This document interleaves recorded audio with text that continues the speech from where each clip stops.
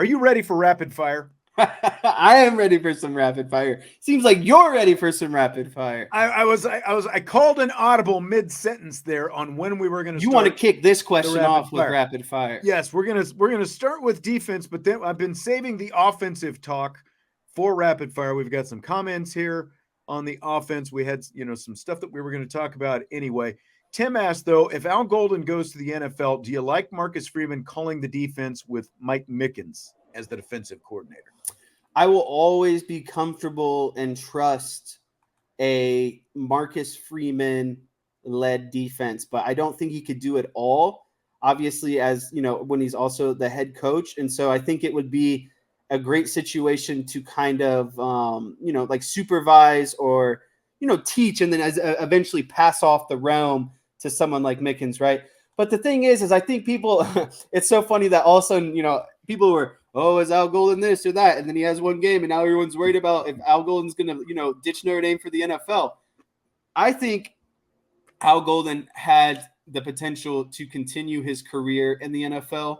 I think he came back to college for a reason. I think he wanted to run a defense on his own and he wanted to figure out, what is his scheme overall? What is his overall philosophy as a defensive coordinator? And I just don't think he's going to jump ship kind of this early. I think Al Golden still has a couple to few more years in college before he returns back to the NFL. I think some of these questions are kind of like when it became obvious that Brian Kelly was not going to be fired at Notre Dame, that he was only going to leave, like if he retired, even the going somewhere else. I don't think most people saw that coming. But a lot of the questions were, if Brian Kelly were to retire, who would be, what would the short list of head coaches be? And those you started to see those kind of questions. And so it's like people really wanted Brian Kelly to go and were hoping that a new coach would come in.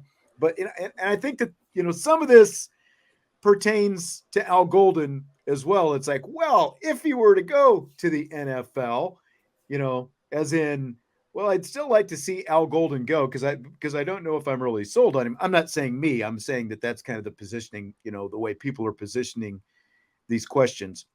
As to Mike Mickens, I've always thought because of the way that he has developed these corners. Now, granted, some of the talent is there too, but look at what Cam Hart has become with Mike Mickens as the secondary coach, for example. Really, since Mickens got here, the secondary has gotten a little bit better every year. And remember, Mike Mickens came over a year before Marcus Freeman even, and then Freeman came over the next year from Cincinnati.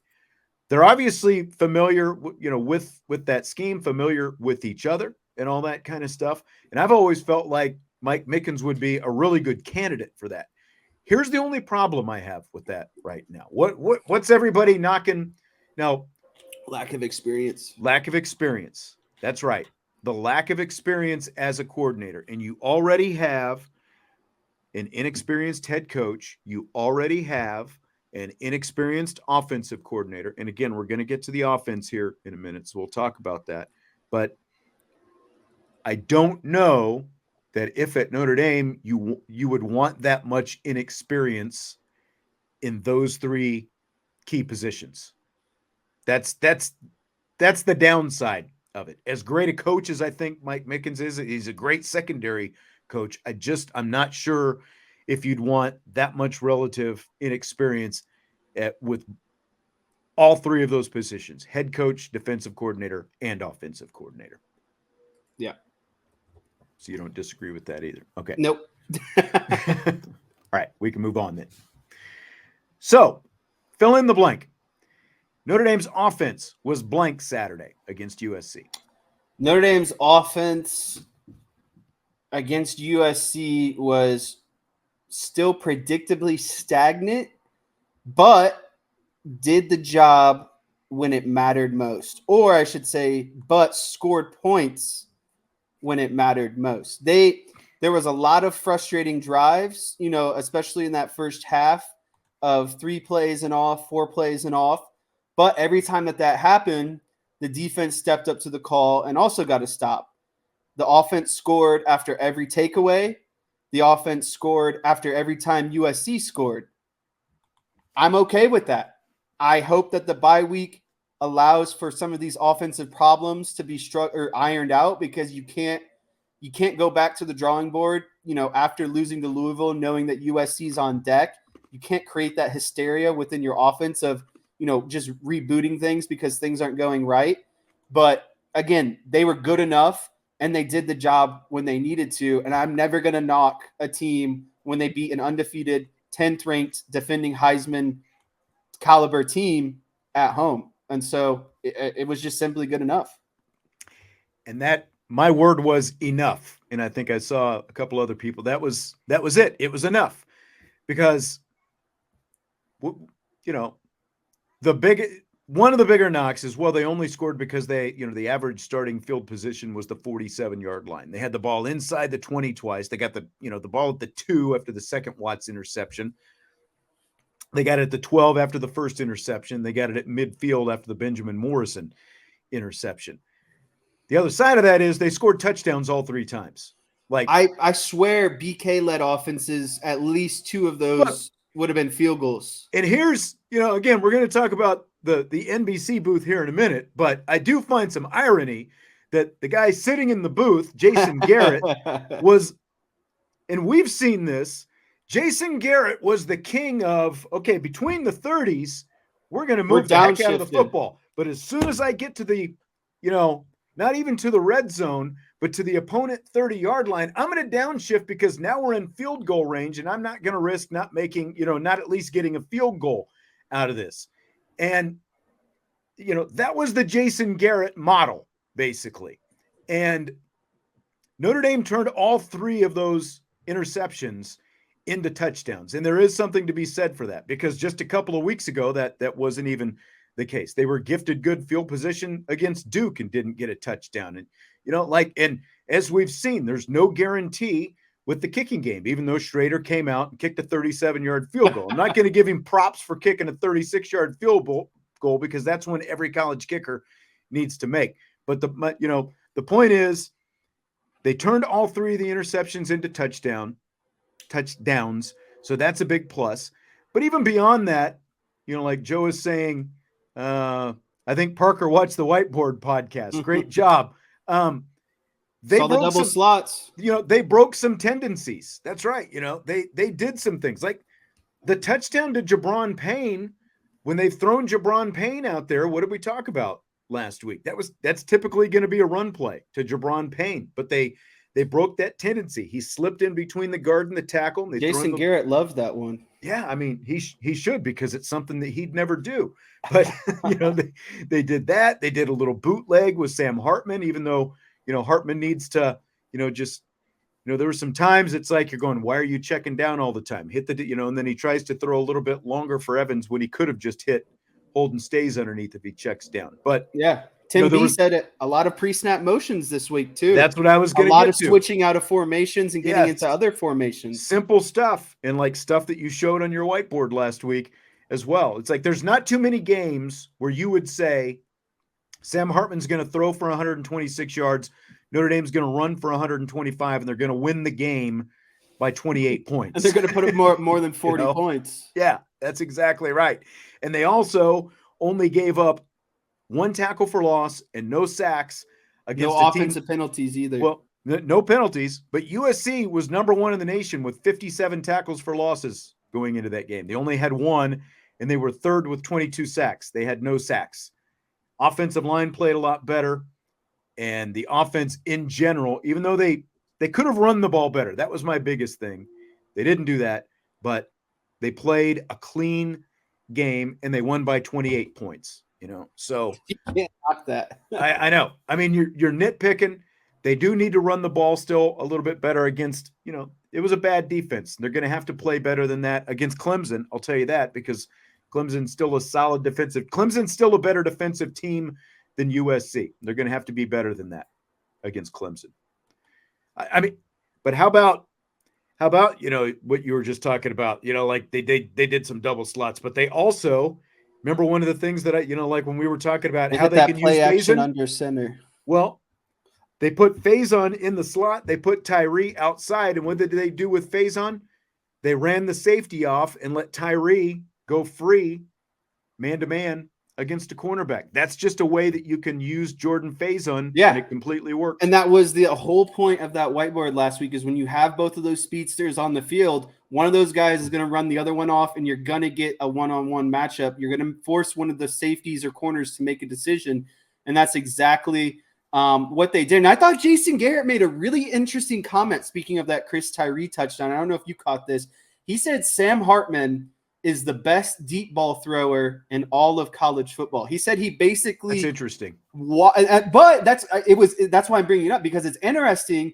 But it's also interesting because Jason Garrett sees a lot of quarterbacks. He's an NFL guy. He's an offensive guy, and so for him to make that comment, say what you want about Jason Garrett, I still respect his football mind and his football knowledge. Me and too. So for him to say something like that, it's not his play calling, right? And so he basically said the way that Sam Hartman threw that ball is he basically handed it to Chris Tyree. It was like a layup to Chris Tyree, and he said that's the way that's why he thinks that Sam Hartman is one of the best deep ball throwers in the country. But Hartman needs to throw the deep ball more, because that's not the first time that Tyree has been open. Now, obviously, he had an opportunity the week before and he dropped a ball, but there have been other times when Tyree has been there.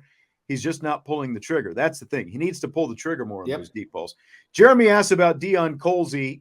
I'll just, without reading the entire comment, Deion Colzie's been out for a couple of weeks because he had a scope of his knee.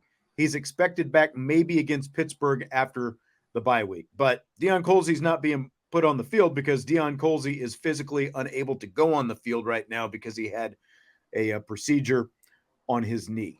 So that's why no Deion Colzie. It's not that they're choosing not to put him on the field. It's that he had a knee procedure and is unable to get out there right now. Brian NY said, nearly perfect game. Only thing that bothered him, first two possessions of the second half felt like they were just getting different people in the game, not going for the knockout. What do you think about that? Yeah, I mean, again, I mentioned how there were some frustrating drives.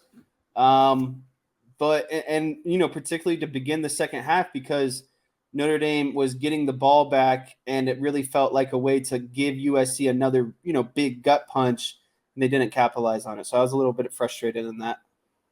Yep. James said Hartman needs time to throw the ball. Well, he had more time the other night. As to Tommy, I was talking about Tommy Guns' birthday. DK says Sean doesn't like T-Guns, and then T-Guns thanks to maybe that was a different one. Okay, so when I said there are multiple people who have that birthday, I'm talking about people I know personally, not just from the chat in this show. 2 other people I know who share that same birthday Saturday. That's who I was referring to, not Tommy. Tommy's awesome. We love Tommy, right? Tommy's bringing the heat. Tommy brings that spirit and heat every day. That's right. He's reliable. He's part of the OG crew. Yep. Jeff said the O-line was slightly better. Estime ran with purpose, but the passing game still was lacking. Hartman looks somewhat tentative, throwing downfield, still missing a few throws he hit earlier. And that's what I don't get. Like where that is coming from. Is it all him? Is it what, is being asked of him? I don't know. There is definitely a disconnect someplace. And how much of it is the rotating personnel at, wide receiver, like how much is Sam Hartman trusting of these guys who are, rotating in and out of roles because of injuries and stuff like that. So again, I just think that this bye week is going to do Notre Dame a lot of wonders in their offense right now. I wouldn't be surprised if we see a much fresher and slightly adjusted kind of overall game plan or mindset from Jared Parker. At least I'm hoping. If Jared Parker and this staff is, as they say, challenge everything and constantly looking for ways to improve, well, there's a lot that Jared Parker can take and have time with over these next 2 weeks. And so I'm really looking forward to seeing what he does in these 2 weeks. Jesse, do you buy or sell fans storming the field after the game?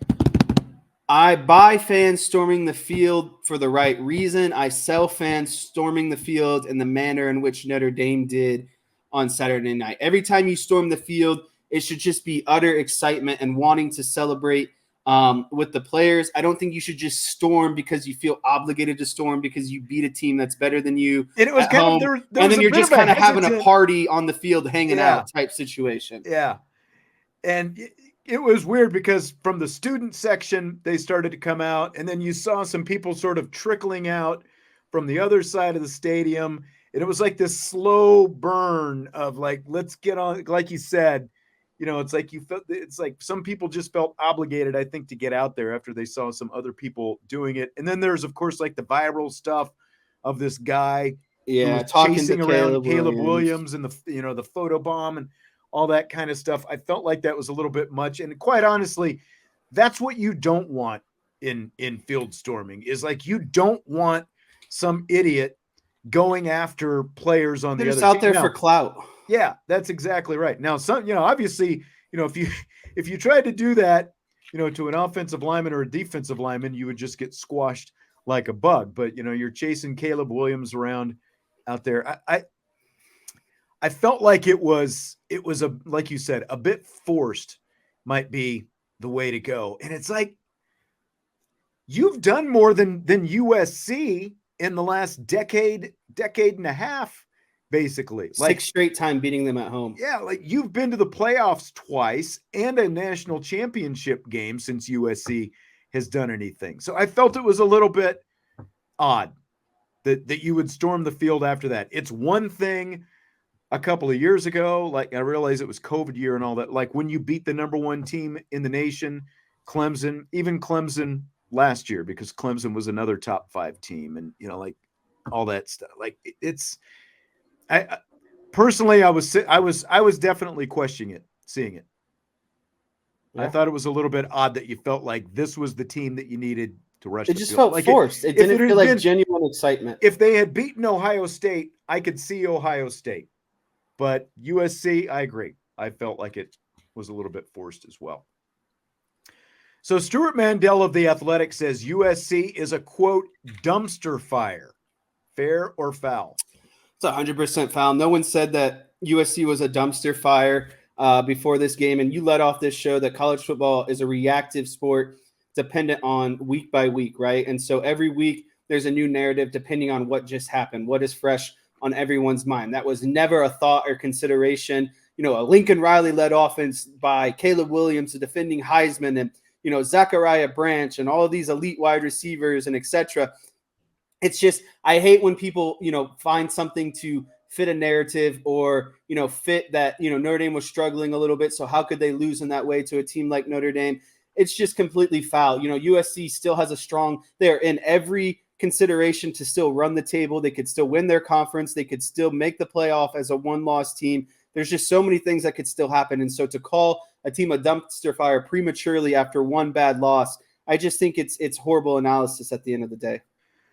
I completely agree. I mean, like, did you not see some of this coming with the way they played defense against, you know, the Colorados and the Arizonas of the world? And again, like, this is a USC team that defensively, in terms of havoc plays up front, has been really good. Tackles for loss and sacks. Notre Dame was just better than them, and they beat them up front. Like, you weren't saying that, any of that, like even close to any of this, when they were playing some of that Pac-12 competition. I mean, there's a reason why everyone on College Game Day except Pat McAfee picked USC to win this game. If they were really a dumpster fire, all of these national analysts would not think that USC was the better team and win this game against Notre Dame, but they got embarrassed, and now it's what fits the weekly narrative. Yeah. And again, this is the reigning Heisman Trophy winner. He is still a guy that everyone is talking about as the first overall pick in the NFL draft. I still don't think that there's a better quarterback, but he hasn't played a better defense than he saw. And Notre Dame's defense, because there is some of the national narrative that, like, well, USC just played awful and Caleb Williams was just awful. I said this last week as well when we were talking about, like, you still have to give credit, like, as a team that covers Notre Dame, what is most of what we talk about on a weekly basis about? It's about what Notre Dame did or didn't do. We don't spend enough time talking about what the other team did sometimes to force them into that. And in this case, as we talked about in the whole first part of the show, Notre Dame's defense forced Caleb Williams into those bad decisions. They made him do things he didn't want to do. And it's not just that he is that bad and that they are that bad, because, again, like, Notre Dame's offense didn't just run all over USC out there. Like, to an extent, USC's defense played somewhat respectively, but when they're playing in that many short field situations, there's only so much you could do, and Notre Dame capitalized in those situations. So dumpster fire is just, it's way foul to me. It's too far. There's a reason why that this is an anomaly. Lincoln Riley led offense has never performed this way. Notre Dame just executed an excellent defensive game plan. Yeah. And all Lincoln Riley can do is tip his hat, because that's never happened to him before in this way. I was going to say, it's arguably the best defensive game plan. It's one of the best defensive game plans that's been thrown at Lincoln Riley before. It's like Jim Schwartz going against Kyle Shanahan, the Browns and the 49ers. Yeah. Jim Schwartz led teams are like 9-1 against Kyle Shanahan. He just has it. He just has it, And I texted all my Browns fans this week, and I said, you guys have to be optimistic with statistics like that. He's going to keep you in the game, because everyone was blowing up about, I'm going to take the 49ers spread. And I was like, how can you do that when it's like there is data out there that Jim Schwartz just knows how to shut down a Kyle Shanahan offense? And okay, granted, Deebo Samuel got hurt. Christian McCaffrey got banged up. He still did the job. If Brock Purdy was as elite as everyone says he was, he would have found a way to win that game. But that's just not what happened. Yep. Fill in the blank. USC great Keyshawn Johnson was at the game Saturday, and it's blank that he called Notre Dame Stadium a dump.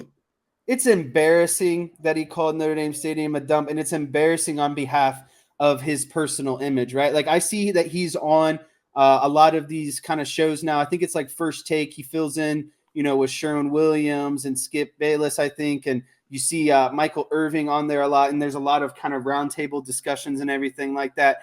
It's just it's embarrassing to make that kind of a statement and then get dumped on by 28 points. And at the end of the day, Matt Leinart, Mark Ingram, Urban Meyer, it just everyone you talk to on that Big Noon or College Game Day experience, what do they all talk about? Even if you hate Notre Dame, you just have to come to Notre Dame to enjoy the experience, enjoy that it's one of the best, college environments in the nation. And then here's Keyshawn Johnson before the game saying that it's a dump. It's just outwardly embarrassing and just nowhere near true. And you can't get over the bias that so many other people were able to drop and enjoy about Notre Dame.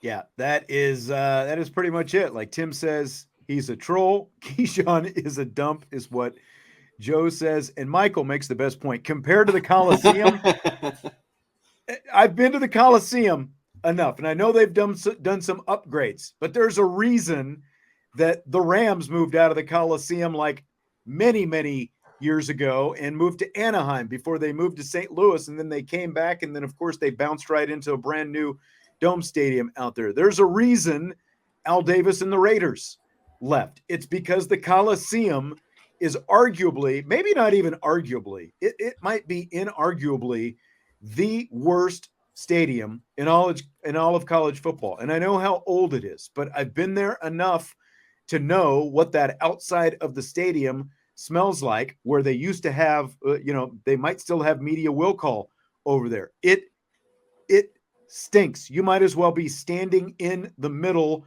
of a porta potty when you're standing outside the stadium out there. It is horrible. And it is old. Now, again, I haven't been there since they've done, some of the more recent modernizations, but as recently as 12, 15 years ago, that was still like a 1950s press box, 1960s press box that they were using there. So don't tell me what Notre Dame Stadium is or isn't. And the LA Coliseum is the dump of dumps. And I know that Keyshawn, again, he's trolling it because he went to USC. He can't stand Notre Dame, but the Coliseum is the dump. The dump. Ooh, Matt says, Jesse, here's some cash for the whiteboard material and your Excel spreadsheets. Good stuff. It's my favorite stuff to do, so I appreciate it. Yep.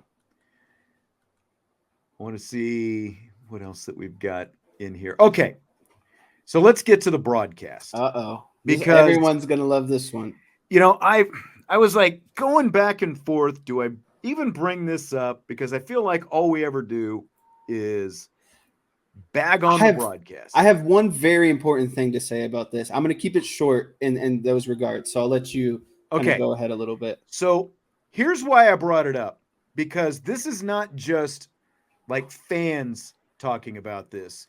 It has reached this. This was the most, this and the Ohio State game were the two most high profile broadcasts that were going to emanate from Notre Dame Stadium this year. They had Noah Eagle and Todd Blackledge on the first game. And of course, we had Jack Collinsworth and Jason Garrett on this game. They called an afternoon game the day of the Ohio State game. They called it an afternoon Big Ten game. So you had Collinsworth and Garrett. They caught a lot of backlash for the broadcast Saturday. Here are a couple tweets from some impartial national parties around the nation. From Ryan Glass-Steagall of the New York Post. It's not his fault. He got a great job way before he deserved it, and I'm sure he's a great guy, but I feel confident in saying Jack Collinsworth is not a top 250 play-by-play broadcaster in America. From national football writer Mark J. Burns. My ears are bleeding listening to Jack Collinsworth and Jason Garrett on the Notre Dame USC call. A game of this magnitude deserves so much better.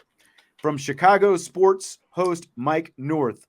For a major franchise, NBC gives Notre Dame the absolute worst announcers they can find. Collinsworth Jr. is a high school announcer, and Garrett is brutal. Where's Vern Lundquist? So there are some national takes on the broadcast. What do you think about it all, Jesse? So the overall thing that I felt about this game, and I've listened to a lot of Collinsworth and Garrett broadcasts by now, right? Like, I know what it is. It is what it is. Do I want better? Sure. But the thing that stuck out the most to me during this game is it felt like Collinsworth, and this was a reoccurring thought, it felt like Collinsworth and Garrett were a disservice to the magnitude of this game on a national scale, right? Like, it's Notre Dame and it's USC. Those are two huge markets. And it just felt like the entire time, like I just kept thinking to myself after all these big plays, like, where's the excitement? Like, where is that inflection and voice anytime something big happens? It's just awkwardness. It's monotone. And like, I just go back to when Notre Dame returned that kickoff against Wisconsin, how electric that was. I miss Gus Johnson, because in that moment, like, that's a huge pivotal moment for Notre Dame to return that kickoff, for Jadarian Price to return that kickoff. And you would just think that it was like a 2-yard run that Audric Estime just ran up the middle. Like, there was no difference between big plays. And I just felt like it was a great disservice to, a game of that magnitude. Yep. I mean, Christopher makes a good point. Sean, why does it matter who calls the game? Does it change the outcome? No. I mean, that's a solid point. But again, this was Notre Dame USC. Just like you had a different crew that was much better calling Notre Dame Ohio State a couple of weeks ago. And it's not like you just have Notre Dame fans saying, well, these guys weren't pro Notre Dame enough, because that's typically the biggest criticism of Notre Dame fans, is like, the booth is not pro Notre Dame enough. And if that's your complaint, I'm just being honest here, NBC doesn't care, plain and simple. Like, they don't care if you think that the announcing crew is not pro Notre Dame enough. They're never going to put a rah-rah Notre Dame cheerleader in the booth. And I get it. Like, people thought that maybe they spent too much time focusing on USC, or they got too excited about USC, or whatever. Look, NBC wants a crew in there that is going to get excited no matter who is doing what. But to your point, Jesse, like, these guys were flat. They were monotone. There was some excitement, but their excitement level did not match the excitement that was going on TV, plain and simple. And, like, the problem with Collinsworth is he's FS1, he's ESPN Plus. That's the level that he is. This is only his second year doing football at any level.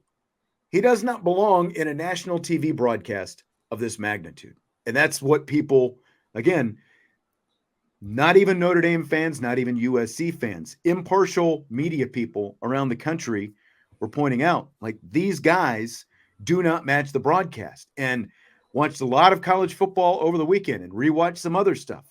Like, there are other booths who are just so much better. Garrett would not be bad if he had someone in the booth with him doing the play-by-play who had a bigger, more significant sounding, defined voice, and who could also, maybe a bigger personality who could bring more out of Jason Garrett. He's like the host of the show, essentially. Right. That's what Jack Collinsworth needs to. He needs to be the host of the show.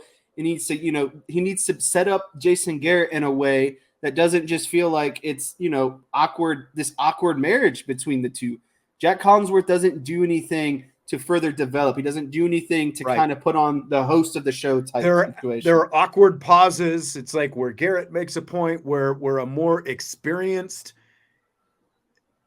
play-by-play announcer could again, that's why he was better with Noah Eagle in Ireland, right, when Collinsworth couldn't make it.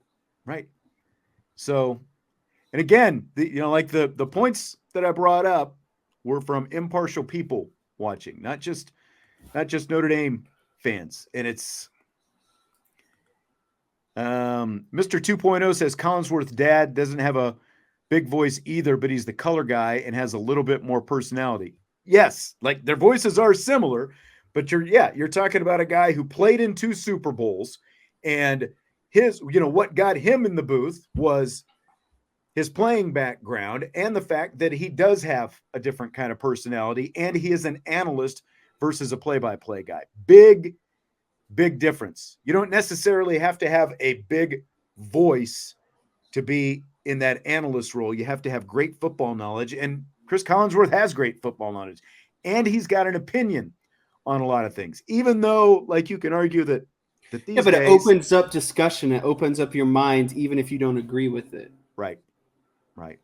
Exactly. So it's not a good look when you're getting dragged all over social media, when it's really the biggest broadcast you're going to have on your network in terms of college football for the rest of the year.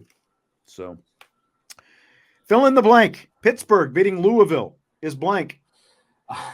Pittsburgh beating Louisville this past weekend was disheartening, and it opened the door for Notre Dame naysayers even more, because as a Notre Dame fan, what is the argument you're immediately making when you lose to Ohio State, you lose to Lijville is, well, they could run the table. They could be an undefeated team winning their conference and potentially, make Notre Dame look that much better. But every time a team like Louisville or Ohio State loses, it just, lessens your case of how good you are overall. And I had friends texting me immediately, oh, I thought Louisville was good. How did they lose to Pittsburgh and all this stuff? It's a week-to-week league, and it's crazy how you can completely look one way against a team, and then the next week another team comes in and performs a completely different way. Like, there's no reason that Notre Dame couldn't have performed how Pittsburgh did. So it's just really disheartening. And I think I just saw a comment about being afraid of Pittsburgh.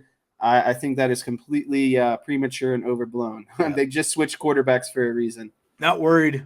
I mean, look, Notre Dame has shown that they've got to take everyone seriously, like we were talking about earlier. But I am not more worried. I think this was more about Louisville's state of mind. It's the classic letdown after you just had arguably the biggest win in your program history. Yeah, complete trapdoor, and they fell right through it. I think it's more about that, because they did. Pittsburgh, they benched Phil Jurkovec. They went to Velu, however you say his last name, and in his first start, they end up beating Louisville. And I don't think too many people are surprised. Like Michael said, a lot of people in the media were saying that Louisville could be this year's TCU after the Notre Dame win. And so much for that. So much for that. John says it is pronounced Vayer. And it's funny because I've seen this like spelled phonetically a couple different ways just over the weekend, and I didn't get a chance to see any of the broadcast. So I guess we'll find out exactly how it's pronounced. I'll be at that Pitt game too, by the way. That's right. Jesse will be in town. So hopefully I'll stop by and see a couple fans at the IB tailgate. Yep. All right, Jess. Well, I hope things go well for our game of interest coming up later tonight. I guess we'll see. Anything's better than last week. Well, we hope anything is better than last week. And of course, the 49ers go out and lay an egg. 49ers and Eagles both losing on the same day to backup quarterbacks. Love that. I'll do anything for Eagles lost. Yeah. Jesse and I are playing each other in fantasy football this week, and it's going better for Junior than it is for Senior. Put it that way. You're riddled with injuries right now. Man. It doesn't help that DJ Moore goes from 50 points to barely anything in 1 week either. But hey, it's fantasy football. Nobody cares but us. All right. Well, that's going to do it for tonight. Appreciate you being here. We will have whiteboard coming up tomorrow. Everyone's been patting Jesse on the back for the whiteboard. So we will have some whiteboard coming up on tomorrow's show. So appreciate you being here. Appreciate you, Joe. Thanks for the comment, and for everyone else as well. DK says he put a cool 1,000 on the charges. All right, you're gonna split that with Tommy for his birthday if it comes through.